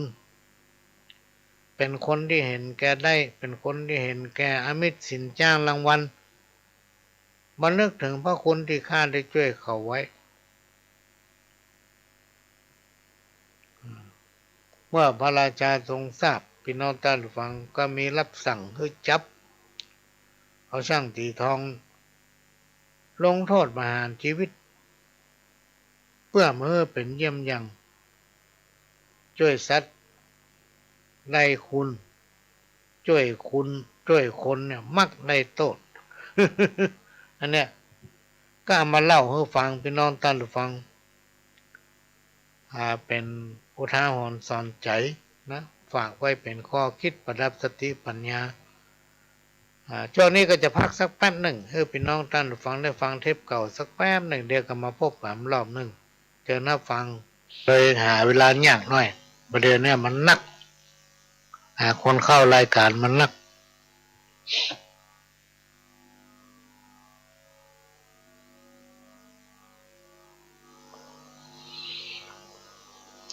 ก็จะพยายามพี่น้องท่านผู้ฟังถ้ามีเวลาว่างก็อย่ามาพบปะพี่น้องท่านผู้ฟังในภาคกลางคืนหลายๆเตื้อหน่อยนะสำหรับวันนี้ทีแรกก็ว่าจำได้มาพบปะพี่น้องท่านผู้ฟังละเพราะว่าจะต้องเตรียมตัวเดินทางลงกรุงเทพในวันที่26ก็ปรากฏว่าเปิ้นอนุญาตให้เลื่อนได้ก็เลยเลื่อนไปเป็นที่27จะเดินทางลงกรุงเทพวันที่27พี่น้องท่านผู้ฟัง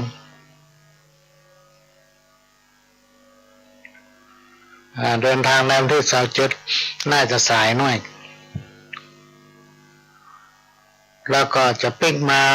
วันที่29ตอนค่ำน่าจะถึงค่ำวันที่28ก็จะนำเอาคณะผู้แทนจังหวัดต่างๆ8จังหวัดภาคเหนือรวมไปถึงทั่วประเทศพี่น้องท่านผู้ฟังเข้าเฝ้าถวายความจงรักภักดีปีนี้น่าจะเป็นผู้แทนของพระบรมราชชนนีพันปีหลวง ในวันที่28แล้วก็จะมีการรับพระราชทานเงินกองทุนแม่ของแผ่นดินเพื่อมอบพระราชทานให้แก่หมู่บ้านต้นกล้ากองทุนแม่ของแผ่นดินทุกปีท่านผู้ว่าราชการจังหวัดและสำนักงานพัฒนาชุมชนและก็ผู้แทนหมู่บ้านต้นกล้ากองทุนแม่ของแผ่นดินซึ่งจังหวัดเชียงใหม่เขานี่มีถึง31รวมถึงเทศบาลนครแต่ในเขตน่าจะมีถ้าจำมาผิด30หมู่บ้านต้นกล้าจังหวัดอื่นทำรวมแล้วก็ 2,000 กว่าหมู่บ้านพี่น้องท่านผู้ฟังก็จะได้ไปร่วมพิธีในวันห้องว่าในวันงานมหกรรมกองทุนแม่ของแผ่นดินที่กรุงเทพมหานครก็จะมีการจัดนิทรรศการจัดบูธปีนี้ดูเหมือนว่าพี่น้องหมู่บ้านเครือข่ายของรุ่นแม่ของแผ่นดินจังหวัดน่านที่ไปจัดปีแล้วจังหวัดน่าจะเป็นพะเยาถ้าจำไม่ผิดแล้วก็วันที่30วันที่29ปิ้งมาตอนค่ำวันที่30ก็จะมีการประชุมด้วยสำนักงานพัฒนาชุมชนจังหวัดเชียงใหม่และก็สำนักงานพัฒนาชุมชนทุกอำเภอในจังหวัดเชียงใหม่ร่วมกับประธานเครือข่ายของรุ่นแม่ของแผ่นดินระดับอำเภอทุกอำเภอก็จะมาประชุมเพื่อปรึกษาหารือกันโดยขอใจสถานที่หอประชุมหน้าวัดหลวงอ้อหอประชุมของหมู่ 4โดยพระอาจารย์ชัยกันตาวิโลเจ้าอาวาสวัดหลวงอ้อให้การอนุเคราะห์อุปถัมภ์ในการต้อนรับคณะเจ้าหน้าที่ของสำนักงานพัฒนาอำเภอสำนักงานพัฒนาชุมชนจังหวัดรวมกับผู้นำประธานเครือข่ายแต่ละอำเภอรวมทั้งหมดกันประมาณ70 คนพี่น้องท่านฟัง70 ท่านที่จะเดินทางมาในวันที่30แล้วก็วันที่31ก็บอกว่างวันที่1ก็บอกว่าง ก็วันเสาร์อาทิตย์ที่ถึงนี้มาได้พบปะกันเนอะพี่น้องท่านผู้ฟังก็เอาใจมาอยู่กับวิทยุใกล้ๆพี่น้องท่านผู้ฟังนะแต่ตัวไม่ได้อยู่นี่ช่วงนี้พี่น้องท่านผู้ฟังมันตึงโควิดตึงฝนมันมาตัวกันปัญหาว่าอากาศเป็นพิษฝนเนี่ยพี่น้องท่านผู้ฟังจะไปห้ำฝนเด็ดขาดถ้าเปียกฝนนี่เป็นหวัดนะเป็นหวัดเป็นเมื่อยเป็นไข้ถ้าสุขภาพเขาอ่อนแอบักแข็งแรงไวรัสโควิดมาเข้ามาหาละมาให้เอาหานะก็ระมัดระวังสมัยก่อนถ้าฝนตกนี่เขาอาบมันเย็นเนี่ยเย็นไปเหมือนถ้าฝนมาตกมันร้อนถ้ามันตกเอาไปอาบแล้วมันเย็นตังน้ำตวงน้ำไว้กินไว้ใจได้แต่ในปัจจุบันเนี่ยเป็นนอนตอนถูกฟังอากาศมันบอกไปถูกจะเป็นตวงน้ำฝนมากินมาใจว่าสมัยก่อนนั้นมันก่อนยากนะถ้าวัดเอาไปต้มนะฆ่าเชื้อมันอันนี้ก็ฝากไว้ถ้าไผ่ห้ำฝนเปียกฝนขัดใจอาบน้ำสร้างหัว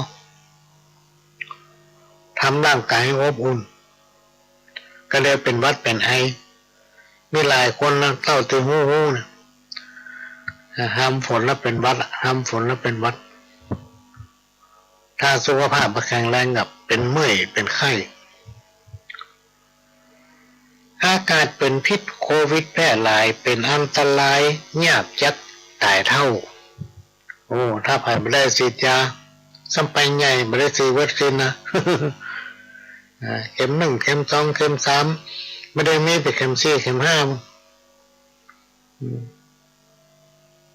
แล้วก็มันมียาไข้หวัดใหญ่ทำเนี่ย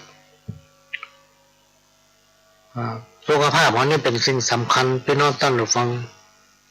เวลานั่งก็จะเป็นนั่งอยู่วันค่ำแล้วลุกออกกำลังกายพ่องประการสำคัญถ้ากินข้าวลำนอนรับโอ้สบายใจละลูกเจ้ามาก็ออกกำลังเห็นหน่อยหนึ่งยิ่งถ้าเราสูงอายุเนี่ย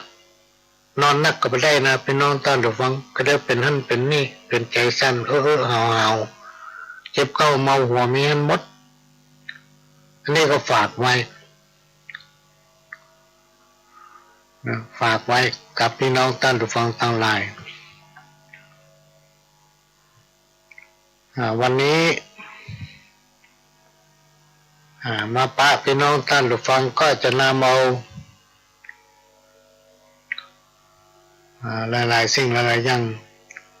มาเล่าโม้สู่กันฟังผู้ไว้ใจว่าใส่มาแบกหามนะฟังสิเตื้อก็จำไว้ยังไม่ได้จำไว้ทั้งหมด บางทีพี่น้องท่านผู้ฟังที่ไหลมาปะใหม่ๆบางหลายท่านพี่น้องท่านผู้ฟังที่ฟังรายการอยู่ตลอดโอ้วันนี้วันพัดผู้นานมาแล้วนี่ถ้าฟังบางผู้บางท่านไหลมาปะใหม่ๆมันเป็นไผเนาะ บางคนบอกโอ้นึกว่าเขาเป็นผู้เจ้าส่งข้อความมาจะขอนิมนต์ติดต่อได้ที่ไหนโอ้ไม่ได้เนยเนาะนิมนต์เอาไม่ได้จะเอาไปยิ่งหยัง ก็จะขว้างว่ากรรมเก่าโบราณเพราะว่าไม่ว่าจะเป็นสิ้นที่เขานุ่งเตียวที่เขานุ่งหรือว่าเสื้อผ้าที่เขานุ่งรวมไปถึงถุงตีนหรือว่ารองเท้ามันเหมือนเอามาไว้บนหัวเลยพี่น้องท่านผู้ฟังเป็นการข่มตัวเก่าโบราณเป็นว่านะข่มตัวเก่าและทำกรรมหนึ่งเอาเสื้อไปปาติวหรือว่าตัดเอาตีนติวมาปาเสื้ออันนี้ก็บดีว่ะพี่น้องท่านผู้ฟังครูบาอาจารย์คนเอาแก่เป็นว่าไว้นะบดีทำประกาศหนึ่งพี่น้องท่านผู้ฟังเอาเสื้อผ้ามาตากบนหลังคาคนเอามั่งง่ายตากข้างนอกก็ฝนตก เอาใส่ของเอาห้อยต่ำก่อนขณะนี้พี่น้องท่านผู้ฟังก็กำลังรับฟังรายการสาระสัปปะร้อยอันปันเรื่องจากทางสถานีวิทยุกระจายเสียงพระพุทธศาสนาแห่งชาติและสังคมขึ้นเพื่อการศึกษาพระพุทธศาสนาและวัฒนธรรม FM 104.50 เมกะเฮิรตซ์จากวัดไฟเห็นวัดไฟเห็นตั้งอยู่ตำบลสุเทพอำเภอเมืองจังหวัดเชียงใหม่หลังมช.พี่น้องท่านผู้ฟังและก็นะครับการอนุเคราะห์เมตตาจากต้านผู้อำนวยการทำ5สถานีได้ให้การอนุเคราะห์เมตตานำเอาเสียงรายการนี้เผยแผ่สู่พี่น้องท่านผู้ฟัง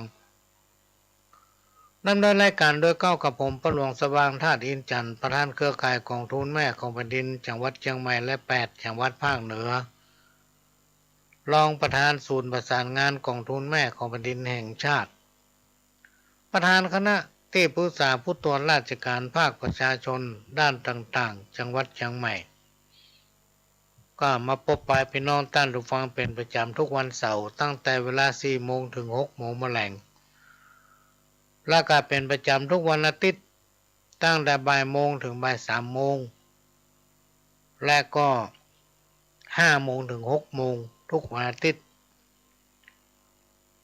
ทุกวันพฤหัส 3 ทุ่มถึง 5 ทุ่มพี่น้องท่านผู้ฟังก็มาพบปะกันทางสถานีวิทยุ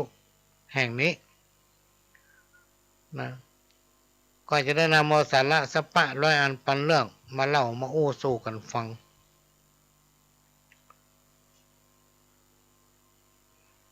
ข้าวกำเมืองของคนเฒ่าคนหนึ่งแต่งมาฮื้อเท่าห้องคนเฒ่าในโขดนะเท่าห้องพี่อ้ายนะอุ้ยชอบยิ้ม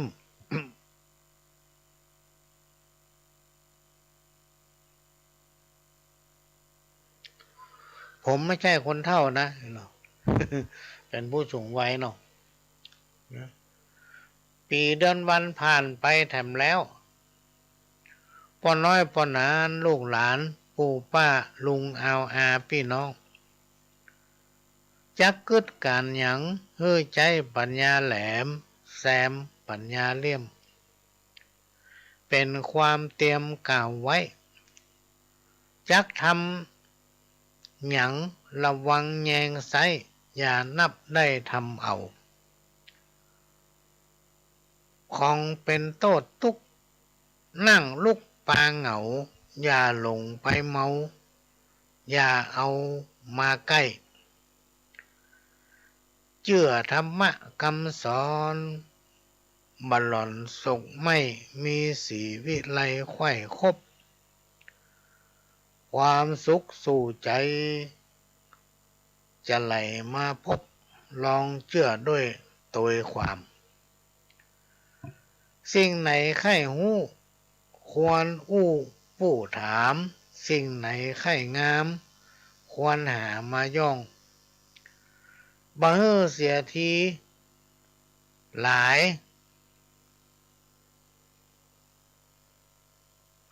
บ่ฮอนฮอดไลบ่ทุกส่งไม่เมาหวินมันมุ่งมานะบัลละทำกินปลูกฝังบนดินทำมาหากินเลี้ยงไส้หากินเลี้ยงไส้ อันนี้เป็นคนตะกอนเพิ่นเขียนไว้พี่น้องท่านผู้ฟังมันตั้งแต่อันใดที่มันกินได้พี่น้องท่านผู้ฟังเอาปลูกเอาฝังไปเถอะเขามินขาจะไข่ขิงข่าเนี่ยพักไผ่หัวหอมผักกาดผักจีพ่อหลวงมีโอกาสได้ไปน่าจะเป็นแถวลำปางนี่นะเพิ่นจะมีกระถางดอกไม้เนี่ยแวดบ้านนักหนาป้าปั้นตรงหน้าบ้านนั้นมันแคบเปิ้นเก่าแปลงเป็นชั้นเอาย้ายกันขึ้นในกระถางนั้นน่ะพี่น้องท่านผู้ฟังมีถึงถั่วฟักยาวมีถึงบัดแตงสัง มีถึงผักปังมีถึงผักแคบมีถึงผักกาดผักจีหอมป้อมมีให้หมดพี่น้องท่านผู้ฟังโอ้ดูแล้วม่วนอกม่วนใจเจ้าของมันก็บอกว่าถ้าเราจะกินอย่างก็มีนี่หมดเนาะที่ดินเขามีน้อยก็เลยมาปลูกใส่หม้อเนี่ยตั้งเรียงกันไว้เข้าท่าขนาดพี่น้องท่านผู้ฟังก็ลองนำพิจารณาถ้าที่เขาแคบก็นำไปใจเรื่องในโลกโลกีมากมีเกินนับครับกอกกิ้งวิงวอนสิ่งจริงแน่แท้คือแง่คำสอนแห่งองค์บวรไผผู้ใดได้ถือก็คือผู้งดนะบ่สร้างต่างสามบ่สร้างต่างสามสิ่งใดใครหู้สอดอู้ผู้ถามบุญบาปกรรมมีแต่โพดแผ่รังสีผู้ทำกรรมดีมากมีรวยได้ผู้อยู่คู่กรรมย่ำยี ฮือฮ้อนไม่เป็นโรคภัยสะปะและนายเหย อันนี้เป็นกรรมที่คนคนหนึ่งพี่น้องตั้งหรือฟังเปิ้นแต่งแต้มเขียนไว้ฮื้อกล่าวมาโอ้ฟังน่าจะเป็นครั้งที่สองประเด็นนี้ถ้าจำมาผิดก็เขียนมาเถอะพี่น้องตั้งหรือฟังอะไรที่มีสาระนักก็จะมาพิจารณาหกรรมจะเอาอันอย่างมาเป็นรางวัลเฮ้อเนาะกรรมเก่าวันนี้กิ้งหรือว่าเข็นคกขึ้นภูเขากิ้งไปเห็นขึ้นดอยมีความหมายว่าเรื่องที่กำลังจะทำหรือว่าการงานใดก็ตามที่จะทำให้มันสำเร็จบรรลุผลได้นั้นยาก ยากลำบากแสนเข็ญมันไม่ใช่เป็นของที่จะทำได้ง่ายๆพี่น้องท่านทุกท่านอันนี้เป็นกรรมที่เป็นเปรียบเปยว่าเหมือนเข็นโคกเข็นก้อนมาเห็นขึ้นดอยขึ้นภูเขานะเปรียบไปเหมือนคนเฮาเนี่ยในยุคปัจจุบันเนี่ยพี่น้องท่านฟังต่างคนต่างจิตต่างใจยากที่จะให้ทุกคนมีความคิดเหมือนกันทั้งหมดเหมือนกับเพิ่นมีโครงการวิถีทำนำชุมชนเนี่ยมีโครงการไหว้สาป่ามีธรรมเนี่ยไปแต่เนอไปฟังถึงเปิ้นไปฟังตัวเปิ้นมี10 เตื้อมันก็ไป10 เตื้อไปฟังธรรมฟังแล้วบัดธรรมบัดธรรมมานำเอาข้อศีลธรรมนั้นมานำปฏิบัติเขาเรียกว่าทำใดๆก็ไร้ค่าถ้าฟังแล้วเอามาคิดเอามาทำนำปฏิบัติมันก็มีประโยชน์นะเนี่ยพี่น้องท่านฟังเพราะฉะนั้นสิ่งที่เราได้รับได้ยินได้ฟังอันนั้นเป็นสิ่งที่ดีเนี่ยก็เก็บเอามาคิดถ้าเอาไปฟังเทศน์ฟังธรรมไปฟังเพิ่นสอนนี่เนาะเพิ่นให้คติเตือนใจข้อคิดเอาฟัง10 เตื้อเขาก็ได้10 ข้อถ้าเอาไปฟังเตื้อเดียวจะให้มันจำได้ถึงหมดมันเป็นไปไม่ได้พี่น้องท่านผู้ฟังแล้วเราจะมาปฏิบัติได้ถึงหมดมันก็เป็นไปไม่ได้เหมือนกันเพราะฉะนั้นอันเนี้ยต้องมาฝากไปเตื้อก็ได้มาน้อยไปหามเตื้อก็ได้มาน้อยเอามาเปาะมาหอมกันกรรมเก่าทำกรรมหนึ่งคบกับคนพาล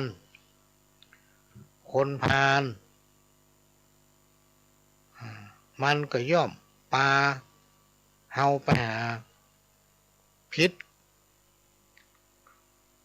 แต่ถ้าเฮาคบกับบัณฑิตกับปาเฮาไปหาผล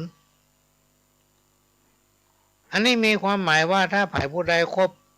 กับคนใจต่ำกับคนใจแคบคบกับคนสันดานบดีก็พลอยคิดบดีไปตัวคิดในสิ่งที่บดีไปตัวคนคนนั้นที่เขาว่าคบแห้งเป็นแห้งคบกาเป็นกาน่ะ แต่ถ้าไผ่คบหาสมาคมกับคนดีหรือว่าผู้ที่เปิ้นเป็นราชบัณฑิตเป็นผู้ที่มีความรู้มีการศึกษาก็จะได้ผลดีอันนั้นพี่น้องท่านฟังโตอีกอันเนี้ยเป็นสิ่งที่นำมาฝากไว้เป็นคำสอนของครูบาอาจารย์เป็นคำสอนของราชบัณฑิตผู้รู้นะกรรมก็ทำกรรมหนึ่งแก้นตาตัวดีควักออกแล้วเอาบอกกอกเข้ามายัดอันนี้มีความหมายว่ามีของดีมีของมีค่าหรือว่ามีคนดีๆอยู่ใกล้ตัวแท้ๆแต่หมูจักกะบ่รู้จักใจประโยชน์นะ เพิ่นฮ้องว่ามองคนแต่เปลือกนอกบ่สนใจนะบ่สนใจหยังซักอย่างถือตัวดีถือตัวแน่บ่สนใจเปิ้น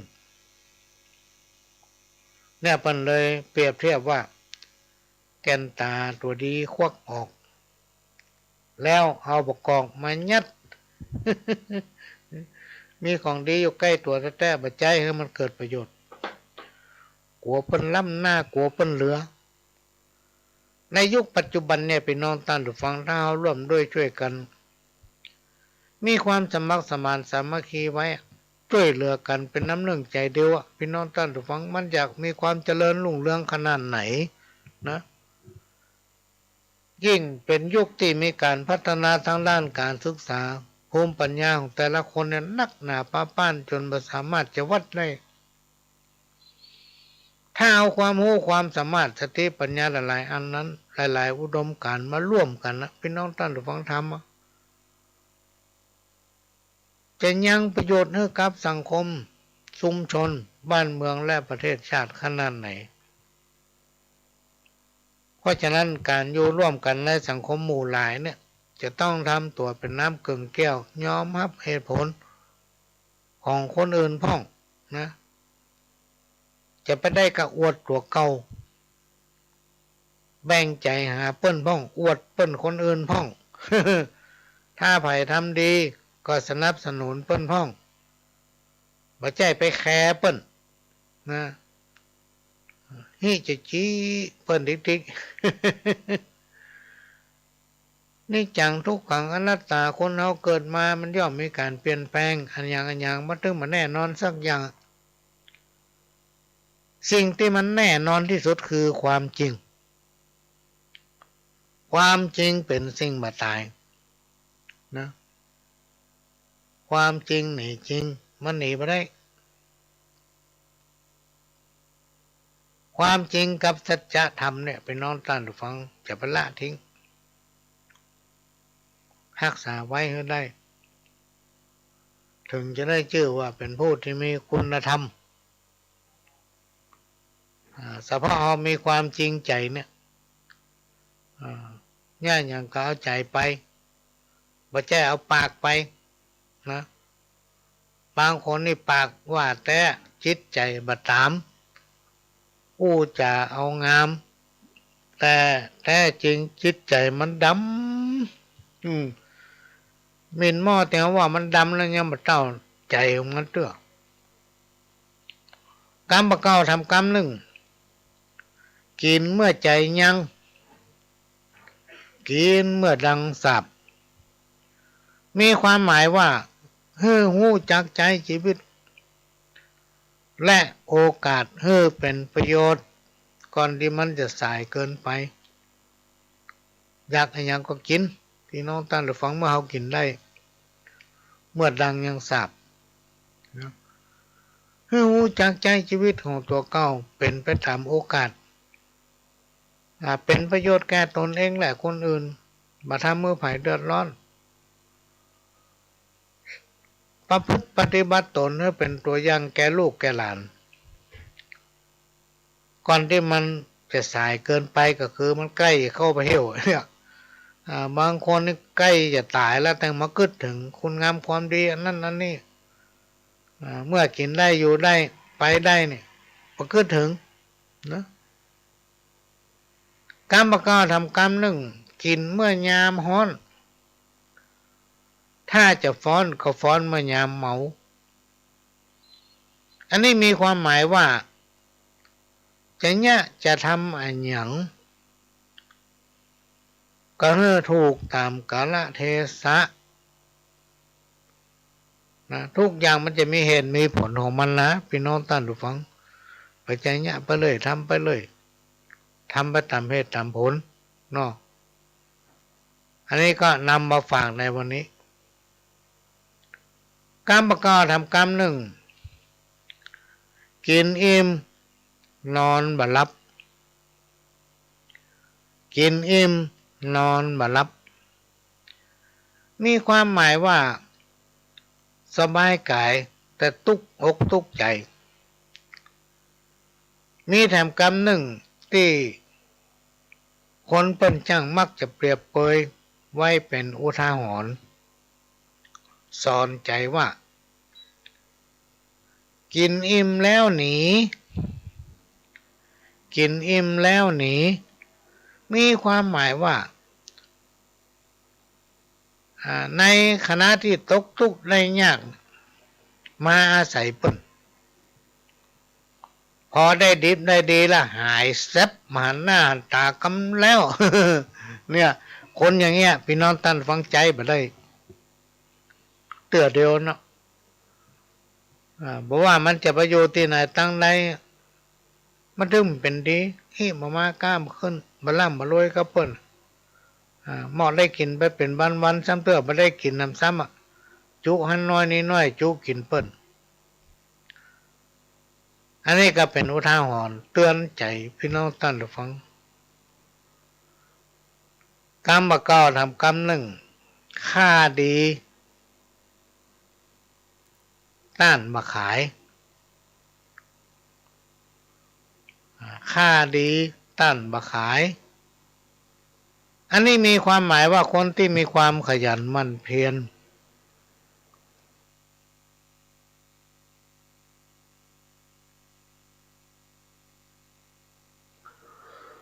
คนที่มีความขยันหมั่นเพียรคนซื่อสัตย์สุจริตย่อมบ่มีไผผู้ใดทอดทิ้งบอกว่าจะเป็นยามตกทุกข์ได้ยากก็มีคนมาอินดูสงสารและให้การอนุเคราะห์ช่วยเหลือเพิ่นว่าค่าดีต้านมาขายคนที่มีความซื่อสัตย์สุจริตมีความขยันหมั่นเพียรเนี่ยตกทุกข์ได้ยากมันจะมีคนมาช่วยพี่น้องท่านผู้ฟังมีไผทิ้ง